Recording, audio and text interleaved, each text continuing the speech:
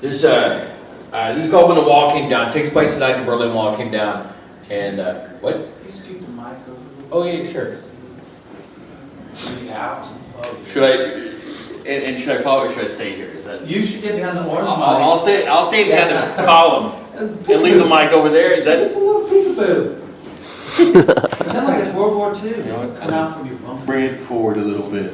Oh, I like How about that? Yeah. This takes place the night the Berlin Wall came down, and it was a big political moment, but we all used it as an excuse to go get fucked up. Because I was like 20 and underage, running into the bars. All right, because no one was carded that night, so that was hot. The night the Berlin Wall came down, all the bars on Haight Street filled up with a mix of all the neighborhood idiots. Wall-to-wall goatees, eyebrow rings, black ink tats, hipsters, punks, goths, the frat boys who smoked pot and thought Primus was rad, this crew of Belgian ravers from the hostel upstairs. Over the jukebox, blasting Public Enemy and Jane's Addiction, I competed for the attention of a dreadlock girl against the best moves of a Jaeger shot dude wearing a Red Hot Chili Peppers t-shirt. One guy in the bar wasn't having any fun. In front of him was a beer and a shot. He didn't touch the beer, but did one shot after another. Some dude who was with a Chili Peppers guy wanted him to join the party. Dude, drink up, bro. Party's the arms race is fucking over. This guy laughed out of the guy. Arms race?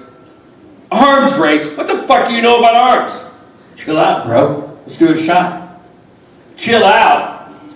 It was Arms Day at the morgue today. You fuckers have no idea. Every time they amputate some junkie's arm, they're supposed to keep it for 30 days to be claimed, so you can have it buried if you want. But the junkies never claim them.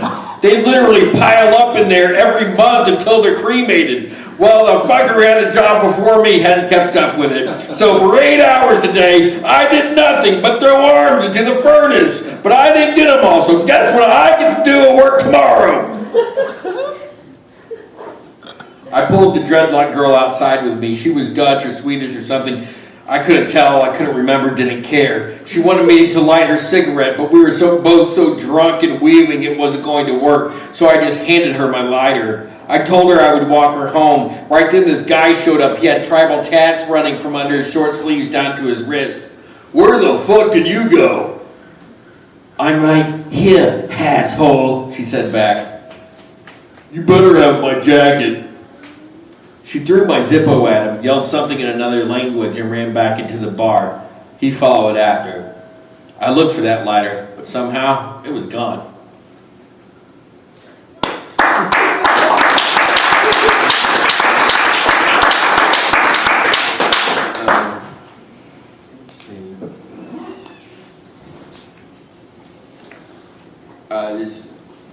This is based on a place. Donut shop used to be at 20th in Mission called Hunt's. It's not there anymore. It's just like a pharmacy or something there now. But yeah, it takes place there. It was kind of, I don't know, kind of a strange place. It was open all night. It's called Such a Heavenly Way to Die. I had a mouthful of donut coming out of Hunt's, and I was coming down off acid. This matte black Monte Carlo, stripped of its trim, blowing smoke out its tailpipe like a bass head on Payday, pulled up and I heard The Queen is Dead, the Smiths album I used to pretend to like when I was in an art major's dorm room trying to make out with her. The car was full of Vato singing a Spanglish version of There's a Light That Never Goes Out. I nearly lost my shit, started laughing, then they all got out. Eyelids so low they had to lean their heads back to look at me. I stopped laughing. What was left of the acid lighting up my fear strobes. One of them started talking to me. The others went into Hunt's. I couldn't understand him, and I wasn't sure if he was speaking Spanish or English. Both of us were too fucked up. He wasn't speaking right, and I wasn't hearing right. Finally, it became clear. I could hear him say, I said, why you got a picture of yourself on your shirt? He had me there. I looked down and I said, oh, dude, that's not me. That's Charles Manson.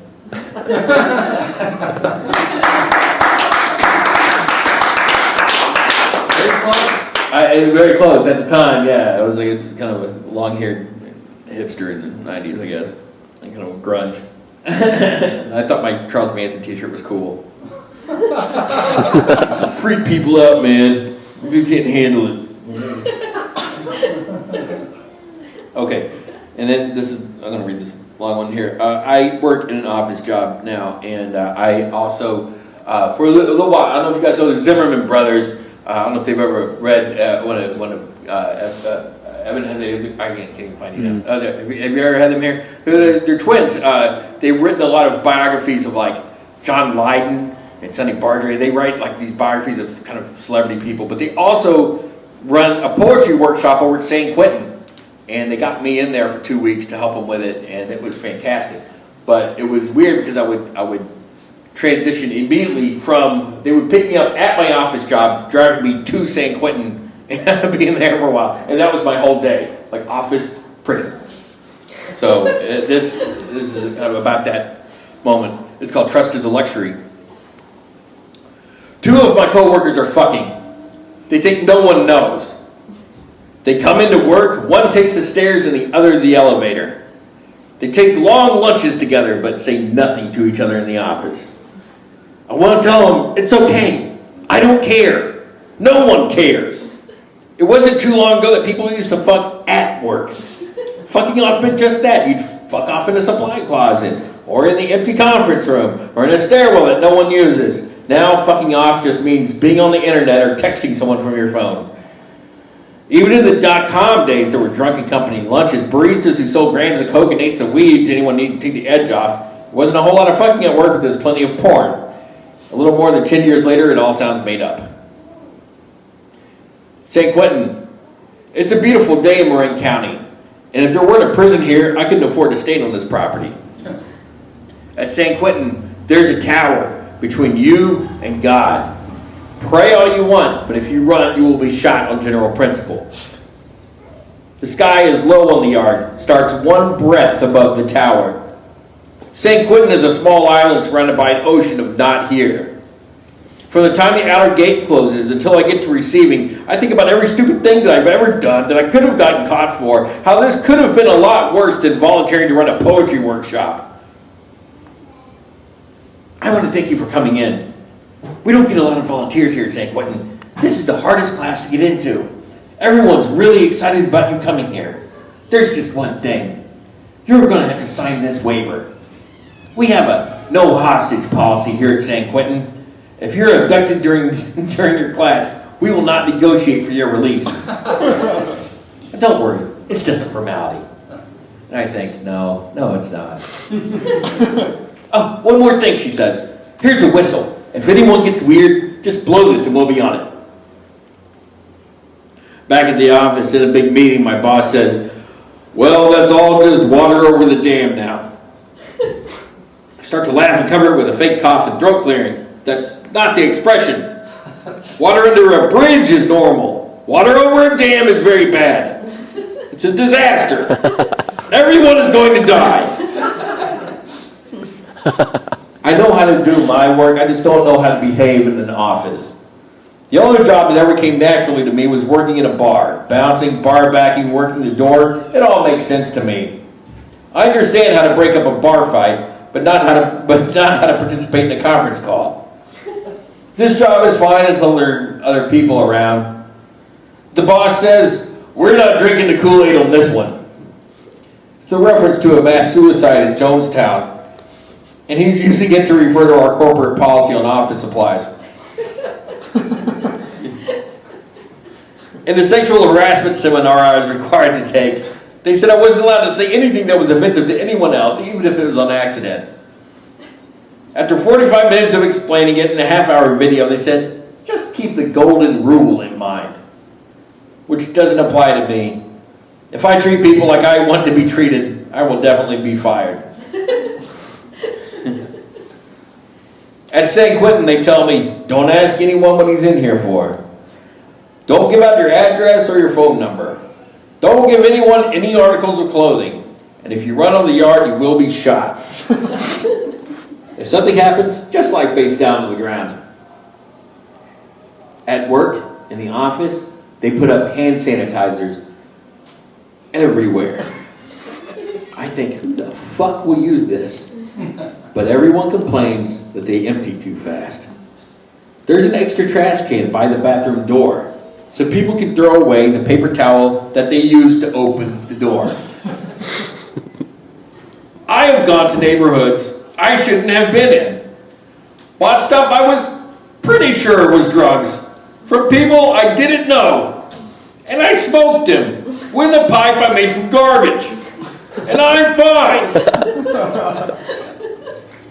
Raw chicken, old mayonnaise, rusty nails in the foot, there are germs to be wary of. But it's not the germs on your keyboard that are going to take you out.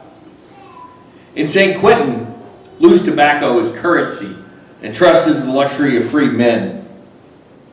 There's a guy I think is mad dogging me the whole first class. Turns out he's just missing an eye. One guy says all he does is eat, sleep, shit, work out, write poems, and jerk off, and I think, oh, that's what I call Saturday. Another guy talks about his teeth. Neither he nor I had gotten dental care until the year he went to prison and I started working an office job. One guy tells me he hasn't been home for a family vacation in 5 years, and I think that sounds like a perfect excuse. For most of my life, I thought the office job was impossible for me. I thought San Quentin was more likely. I have had more friends who have done time than have had corporate jobs. I've heard more stories about cellmates than CEOs. I read my poems to the convicts. They laughed in the right places. They got quiet in the right places. They understood what I was saying. I knew how to talk to them. At work, I agonized over emails. I don't want them to be taken the wrong way. I'm afraid of offending people, sounding snide or sarcastic or like I don't give a shit, especially when I really don't give a shit. The convicts know what it's like to hurt someone and feel bad about it, that losing a fight heals, but winning one can haunt you. Free or convicted, no one really gets away with anything. In the 90s, I was temping. Fight Club came out. We were talking about it in the break room. I said, how the hell would you ever find that many guys who'd never been in a fight before? And the break room got quiet. I was the only one who had. It totally ruined my next ecstasy trip. I was at the Cat Club. They were playing T-Rex, 70s music, 80s clothes, and 90s drugs.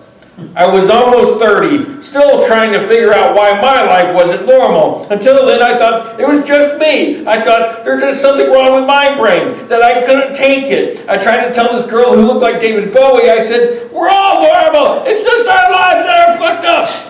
She looked at me and smiled, pointed to her ear and mouthed, I can't hear you. The convicts know what it's like to be small, to have to protect yourself the best you can, that fear and small are forever connected. They know what drugs make you feel big, and that big means not afraid. The workshop was only 2 weeks long. I went back to work. One of my co-workers accidentally forwarded an email to me. He was talking mad shit. Bar life and drug life says I have to call him out in front of everyone. Don't look like a punk, but I wasn't in a bar or a crack house. This isn't a drug deal. It's an office at the end of the F line. It's a job that bought me a condo and a truck and got my teeth fixed. I printed the email out and took it to HR, filed a harassment complaint. There were a bunch of meetings after that. I never felt any better about it. I went home, worked out, wrote a poem, ate, shit, jerked off, and went to sleep.